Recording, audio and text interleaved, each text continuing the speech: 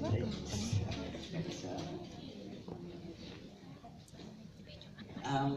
Yeah, as you know, I've been teaching on tithes for quite a few years, and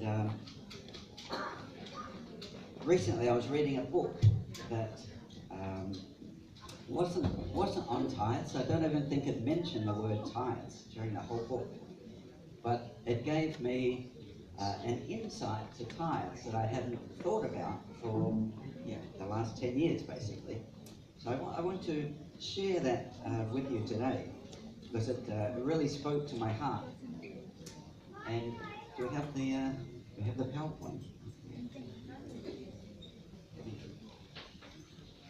So it's all about, this book is called The Mystery of the Shemitah. So how do you, I know some people know how to say this word. How do you say it? Is it Shmata? How do you say it? Shemitah. Shemitah, thank you. Okay. So the mystery of the Shemitah. So I'm not going to go into the details of the book, although if you get a chance to read it, I highly recommend it.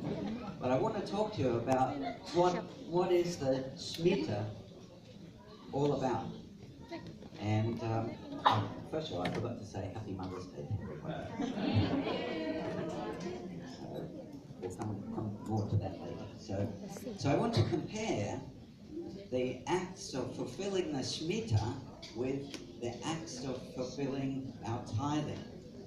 And as I said, this book was not about tithing, but it got me thinking a whole lot about it. So the question is, what is Shemitah? So most of us have heard about the Sabbath.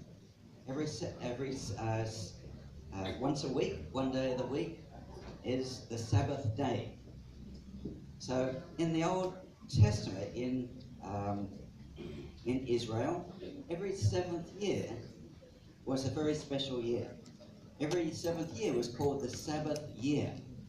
So like one day a week, we're meant to rest, we're meant to dedicate that time to God.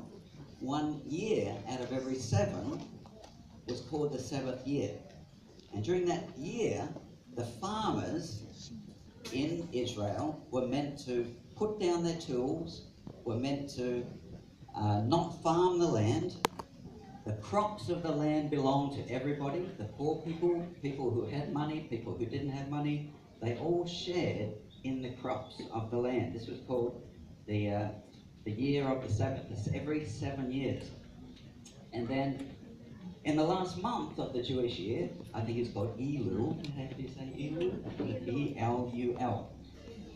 It has 29 days. The 29th day is the last day of the Sabbath year.